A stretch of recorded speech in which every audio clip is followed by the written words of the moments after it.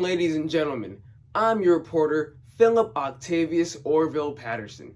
And that's right, I have 4 names in my name because it's some year in between 1450 and 1750.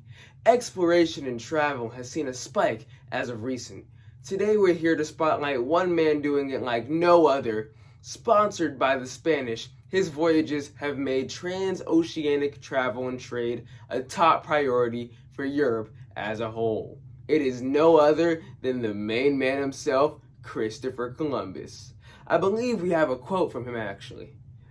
By prevailing over all obstacles and distractions, one may unfailingly arrive at his chosen goal or destination. Wow, truly inspirational. Too bad he gave the natives smallpox when he reached that destination. Speaking of Columbus, the Columbian Exchange has been quite the helpful development for other societies.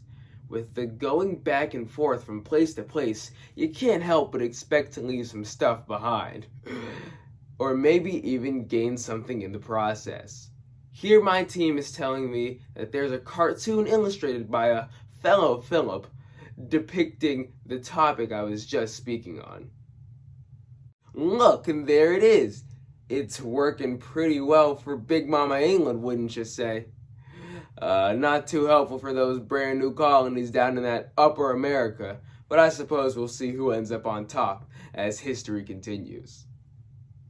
And would you look at that, the daily column seems to have just been printed out and handed to me. Let me just...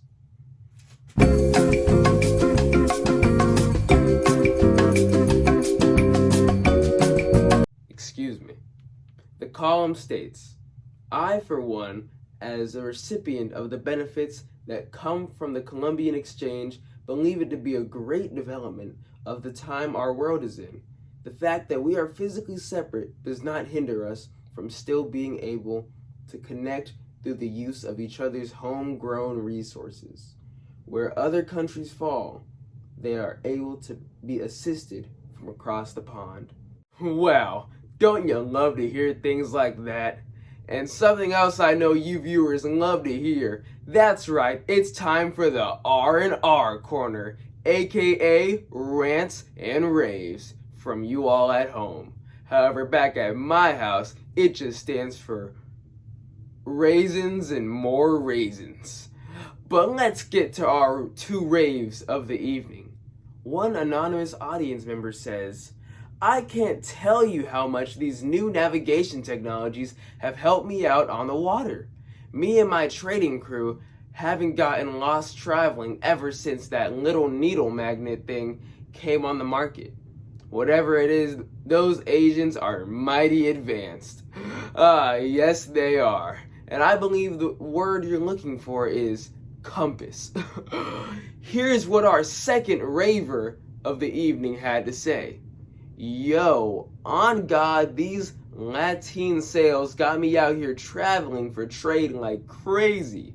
Before I could barely go anywhere with that old square-shaped sail, but now I can use the wind to take me any different direction. Always a pleasure hearing the enthusiasm some men have for their water-based vehicles. But coming right up, we're going to be getting into quite the counter-arguments. Stay tuned. And back from nothing, here are the rants. I'm not a fan of these new ocean travel innovations everybody's so hyped about. Call me old-fashioned, but I come from the good old days of not trusting some little metal doohickey to tell me where to go. Once again, I think the word you're looking for is compass. Rant numero dos. See how I picked up a little Spanish culture on my last trading trip. This Columbian Exchange stuff is wild, isn't it? But rant number 2. We've been using square sails for how long now? People these days are too quick to move on from the basics. Yes, as you can hopefully see to the side of me, the Latin sail does incorporate a more triangular shape than the traditional 4-sided square sail that has been used for as long as I can remember. But times are changing, people. This has been the R&R Corner with Philip Octavius Orville Patterson. Just in case you forgot my name. It's very appropriate for the time period. Now, if any of you out there recall, I mentioned England earlier in today's broadcast, and let me tell you that as one of Europe's biggest maritime empires, it is making moves. Big steppers, no stilts. England has stepped all the way over to quite the area of land, and North America is what I'm hearing it's called. 13 colonies, as you can see to the side of me. Or maybe you can't, because this is sometime between 1450 and 1750, and maps are very complex and hard to read. At least for me. However, not only is England established, but it's maintaining quite well if we look at how they're operating. And how are they operating, you may ask? Well, by taking away the free will of someone else and forcing them to operate under them. That's right, folks. Slave trade is in full effect. All around the world, really, forms of non-consensual labor are being distributed, but the English Empire happens to specialize in slave trade of the African kind. Bet you're glad that isn't you right now, huh? But if it was, how would you react? Would you sit there and take it? Or would you challenge the powers of the state? Well, last thing on today's schedule, we have an editorial piece from a current African slave in the 13 colonies of North America that sees to do just that.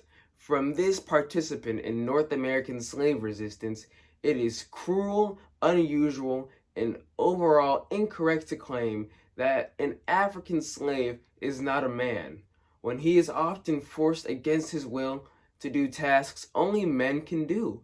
You don't see the cattle plowing, planting, building, working, serving. So why treat us worse than them? He makes a darn good point, doesn't he? Well, this has been Philip Octavius Orville Patterson. Signing out. Jesus Christ.